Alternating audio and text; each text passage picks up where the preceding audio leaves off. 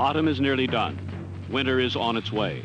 Unfortunately for New York Giant fans, this typical eastern landscape accurately reflects the team's performance in Yale Bowl. Their record, to say the least, is bleak. Since the Giants began using the bowl 2 years ago, they have won a total of exactly 1 game there. Despite the similarity of the record over 2 years, there is none as far as the composition of the team compared to last year's. For Bill Arnsparger has cleaned house so thoroughly, there are 21 first-time Giants on the 74 squad. This year's Giants haven't been winning, but they have been competitive, and that's a large improvement over the Alex Webster regime. Bill Arnsparger's first target was to rebuild the Giant offensive line, which he has done. Next, he shored up a weak running game. But the trade for Craig Morton was the single biggest reason for optimism among Giant fans, for Morton is without doubt a quality quarterback. The biggest factor in the surprising success for the Cardinals is their enthusiastic coach, Don Coryell. He has turned the team from a pass-oriented club to one stressing the run. St. Louis has jumped from 25th of 26 teams in running last year to second this season. This has made them even more effective through the air because they're throwing more selectively. This man, number 21, Terry Metcalf, is one reason for the Cardinals' explosiveness. He was to be one of the prime targets of the Giant defense as the St. Louis Cardinals met the New York Giants in the NFL Game of the Week.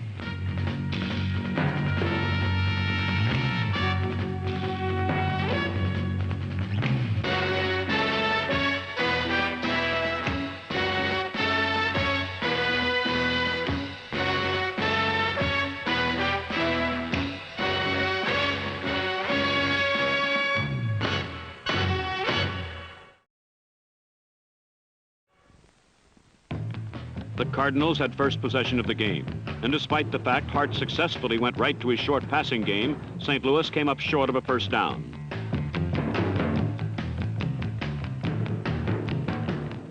When New York took over on offense, Craig Morton emulated Hart by screening to his setbacks. X-Ray McQuay took this pass for a 20-yard gain. But an ineligible receiver downfield cost the Giants 15 yards. Thus, New York actually gave up 35 yards because of the penalty. These are the sort of mistakes that have been hurting them all year. Morton came right back with another screen, this one for Joe Dawkins, who got good yardage. But though he gamely tried, he was just short of the first down. A repeat of this play shows fine Giant blocking, as first number 73 rookie guard Tom Mullen leveled the middle linebacker. Then McQuay came in from the side to wipe out the outside backer.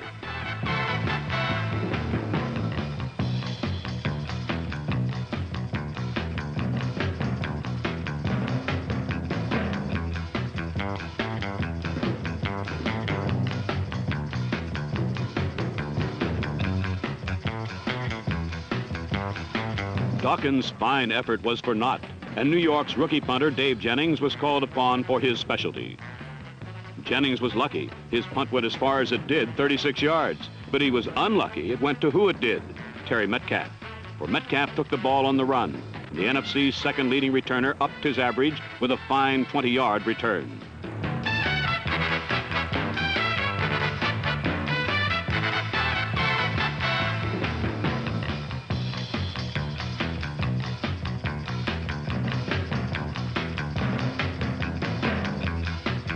Metcalf had brought his team to its own 38, then further improved the Cards' position with a display of shifty running right through the middle of the Giant defense.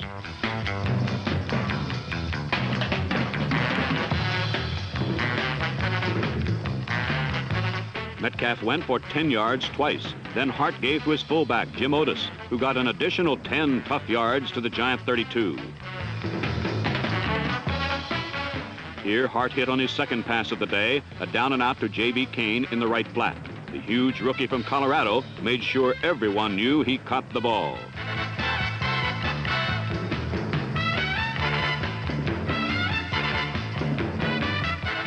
This was as far as the Cardinals could get, however, and Jim Dawkins' try for a field goal was good from 36 yards out. St. Louis was out in front 3-0.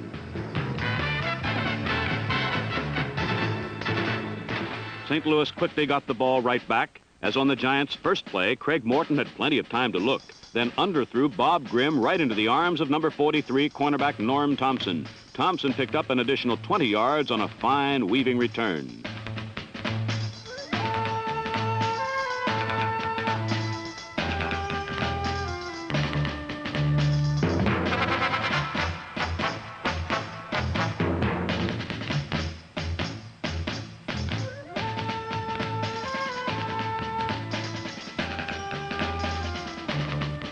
With excellent field position now at the Giant 36, Hart stayed with his short passing game and again came up short, due mostly to fine Giant pursuit.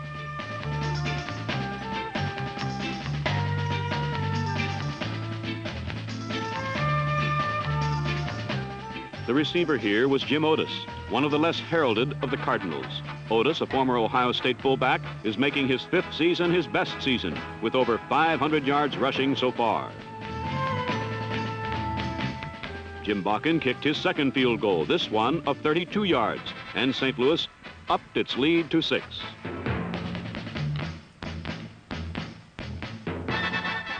At the start of the 2nd quarter, Craig Morton opened a Giant drive with a screen left to Walker Gillette. It surprised the Cardinals for 15 yards, so Morton soon called the play again, this time to the other side.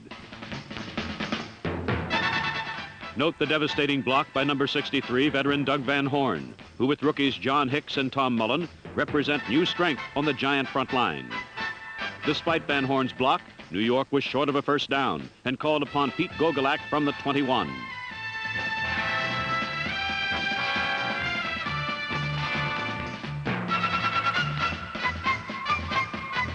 Gogolak's attempt was wide left, and the Giants had missed a fine opportunity to get on the board. Nothing has hurt the Giants more than their kicking game this year. It was Gogolak's failure in sudden death overtime that contributed to the loss to the Jets, and the 11-year veteran from Cornell is feeling the weight of the world this year.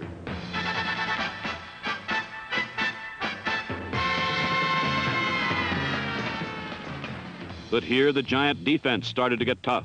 Roy Hilton stopped Metcalf in his tracks for a 2-yard loss. And for the first time today, Hart tried to detonate the bomb to Mel Gray. Hart and the Cardinals had been waiting for this moment, savoring it. For playing one-on-one with the lightning-fast Gray was a rookie cornerback, Jim Steinke, starting his first NFL game. Though his speed was suspect, Steinke stayed with Gray, who came up empty. The rookie won the battle, and the momentum seemed to shift New York's way.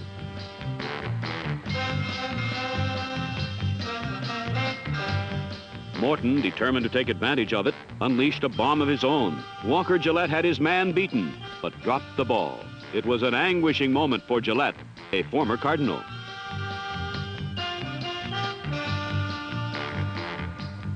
Though the Giant offense had again failed to move the ball, the defense was really coming off the ball. Again, Metcalf couldn't get out of his own backfield. Jack Gregory, number 81, making the big effort this time, and for one of the few times in the past 2 years, the Giants heard the cheers of their fans in the Yale Bowl.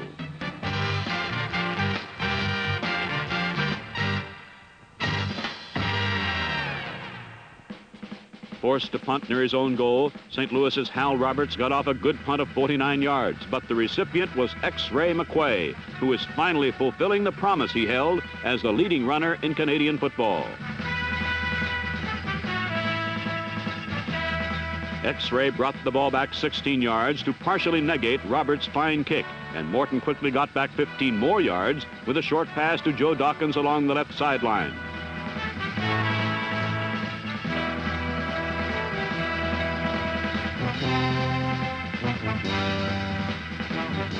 It was the former Bronco running back's 32nd catch this season. Now, from the Cardinal 28, Morton faked a run, faked a screen, then hit Ron Johnson over the middle at the 20.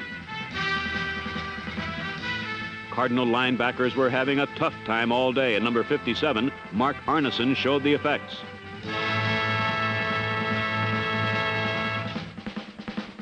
Two plays later, Morton burned the backers again as Johnson took a circle pass for 9 more yards as New York moved closer to pay dirt.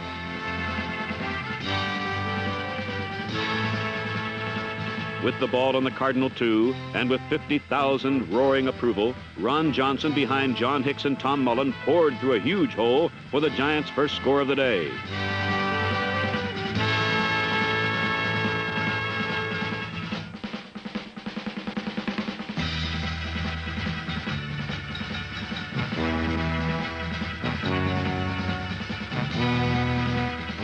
It was somehow inappropriate that the lineman should congratulate Johnson. It should have been the other way around. All Johnson had to do was run. But nonetheless, the Giants took a 7-6 lead into the second half.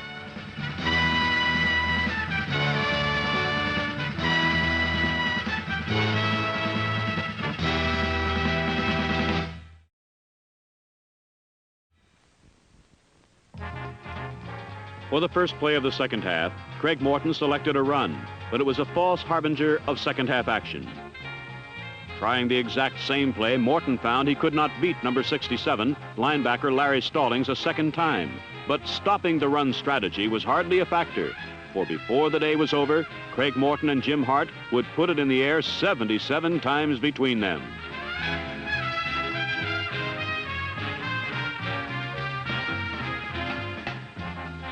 Morton's 8th pass of 11 plays thus far run in the second half carried to the Cardinal 10, but on the play, the Giants were called for holding. They had established good field position, though, and when forced to punt, they turned the ball over to St. Louis on their own 6, but that didn't stop Hart from joining the air war. But the Cardinals also ran into holding difficulties. On this completion to Jackie Smith, watch number 69, Greg Kindle, the closest Cardinal to you. His stranglehold on Jack Gregory's jersey nullified the gain to Smith, while Smith tried to nullify Giant cornerback Jim Steinke.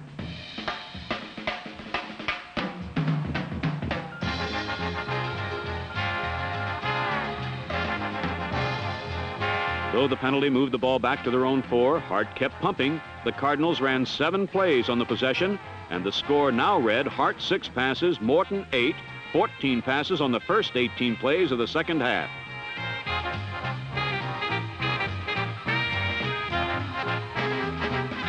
The Giants eventually forced a punt and took over on their own 42, and so with good field position, guess what Craig Morton did?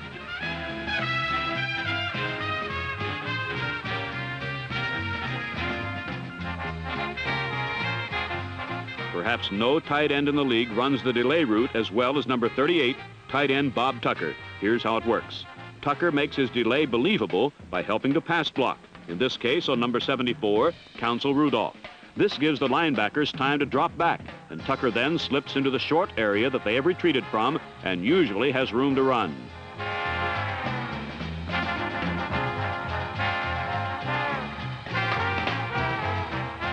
Tucker's run carried into St. Louis territory, and then Morton did an uncharacteristic thing for this game. He handed off on a running play, and Joe Dawkins made it work.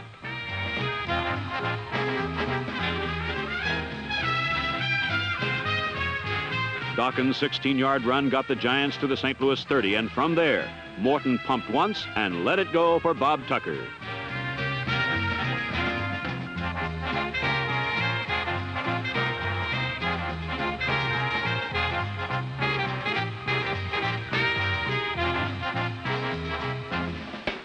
New York now led 14-6, and it appeared that the Giants might extract their pound of Cardinal flesh again, for no matter how the teams compare on paper, on the field, the Giants always seem to beat the Cardinals once a year. Though St. Louis was highly favored in this game, they were in trouble now, trailing by 8 with 20 minutes to go in the game.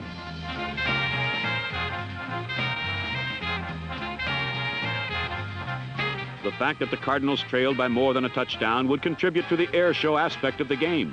For when behind, you go to your strength, and for St. Louis, strength equals pass.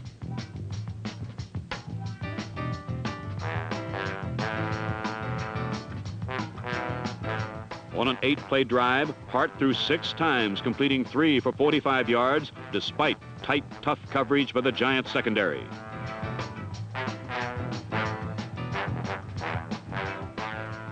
From the Giants 16, Hart evaded the Giant rush, stepped up into the pocket, and found Earl Thomas wide open.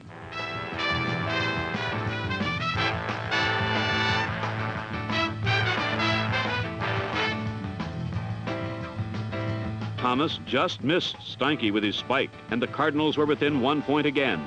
As the fourth period began, Hart was pumping the Cardinals downfield again.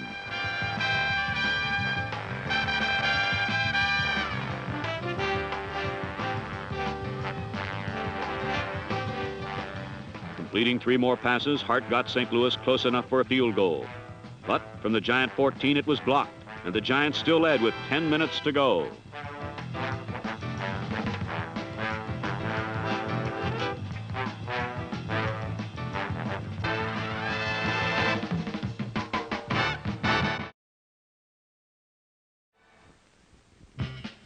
The Giants failed to add to their lead on their possession, but with 8.5 minutes to go, the Cardinals were 93 yards away. So, back to the strength.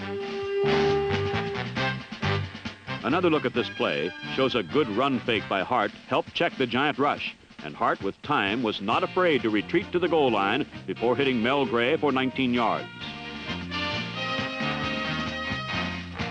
With better field position on their own 26, Hart again run faked and hit J.B. Kane with a bullet. Hart threw 7 straight passes, but the last 3 were misfires, though they did generate some action.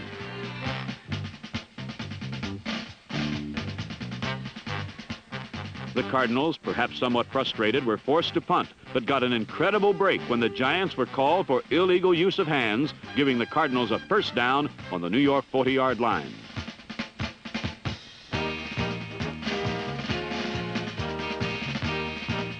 On the first play after the punt, the Cardinals lost 5 yards on a penalty, and Hart was forced to go back up top again.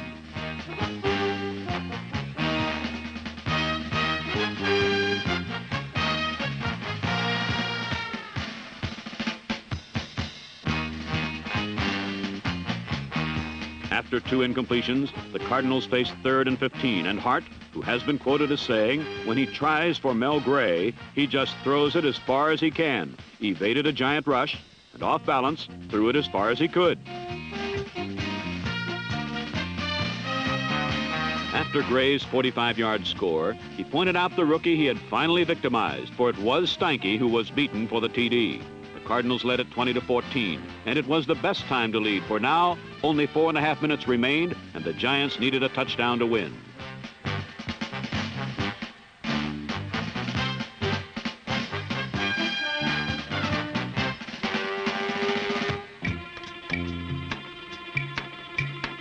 But Morton wasn't going to be outgunned by anyone, and on the first play of the Giants' drive, he hit X-Ray McQuay for 25 yards. Looking at the play from a lower angle, we can see that on this one, Morton was lucky. His pass was tipped by number 67 Stallings, and though there were lots of cards around, the ball went right to McQuay.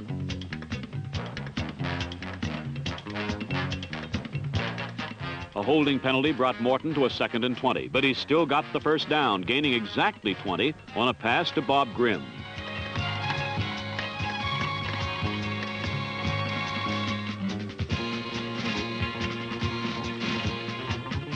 Finally, Morton was staring at 3rd and 10 from the Cardinals' 17, needing a touchdown to win.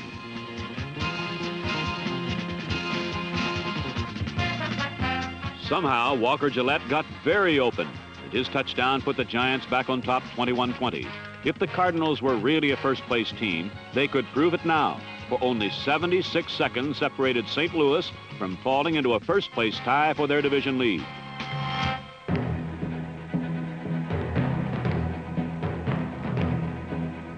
The Giants used some dubious strategy, electing to squib kick even though the Cardinals needed just a field goal to win. And after Ken Reeves recovered his composure and the ball, the Cardinals began their drive from the Giant 46, only about 20 yards from field goal range. 71 seconds left. Hart kept throwing, but he made them short, safe passes, not interceptable balls, passes where his receivers could get out of bounds. 51 seconds left. Hart went with a draw, and Terry Metcalf got 11 yards.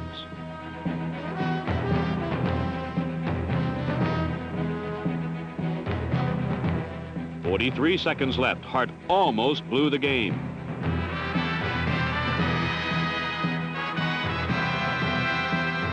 Hart managed to claim his own fumble, but on a repeat, we can see that he just beat Clyde Powers to the ball.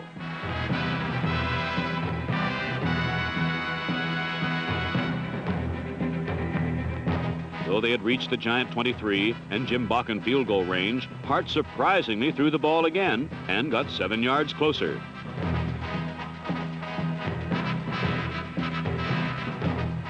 And so, with just 8 seconds to go, Jim Bakken had a 36-yarder to keep the Cardinals in sole possession of first place.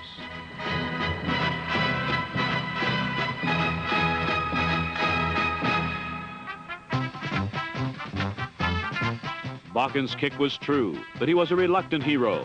When asked after the game if he likes to come in with the game on the line, Bakken said, "If it's all right with you, I'd just as soon not." The Cardinals had another of their last-second miracles that have spiced their remarkable season thus far, while the frustrations of a third consecutive loss at game's end embittered the Giants and spilled out onto the field.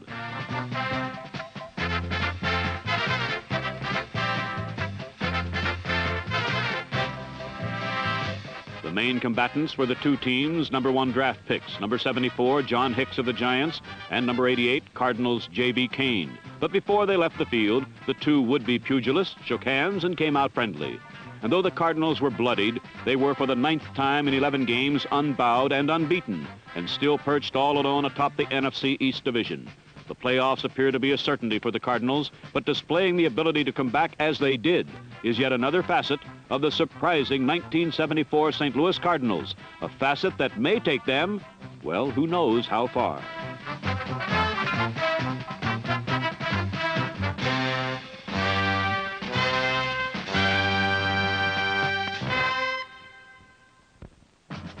This week's National Car Rental Player of the Game is the Cardinals quarterback Jim Hart, who completed 25 of 42 passes for 260 yards and 2 touchdowns, and twice brought the Cardinals from behind in their thrilling win over the Giants.